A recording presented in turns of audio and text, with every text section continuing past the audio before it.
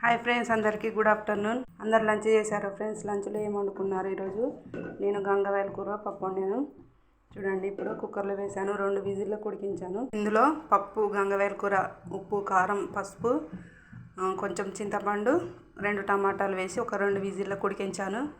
మంచిగా ఉడికింది. ఇప్పుడు తాలింపు పెడుతున్న దీన్ని. ఆయిల్ వేడైన తర్వాత జీలకర్ర, ఆవాలు, ఎండుమిర్చి ఫ్రై అయిన తర్వాత వెల్లుల్లి రెబ్బలు కూడా ఫ్రై అయినాయి. కరివేపాకు, తాలింపు రెడీ అయింది. ఇప్పుడు పప్పులో వేసుకుందాం. తాలింపు వేసుకొని కలుపుకోవాలి. గంగవాయల కూర పప్పు టమాటో సూపర్ టేస్ట్ ఉంటుంది ఫ్రెండ్స్. ఇందులో ఇంకా మామిడికాయ వేస్తే ఇంకా సూపర్ ఉంటుంది, అదిరిపోతుంది టేస్ట్. పప్పు రెడీ అయిపోయింది. ఇప్పుడు పప్పులకు అప్పడాలు ఎంపుతున్నాను. ఈ అప్పలం అన్నమాట నేను ఏంపేది. ఇప్పుడు అప్పలం వేపుడు కూడా రెడీ అయింది. రండి ఫ్రెండ్స్, తిందాం, లంచ్ చేద్దాం.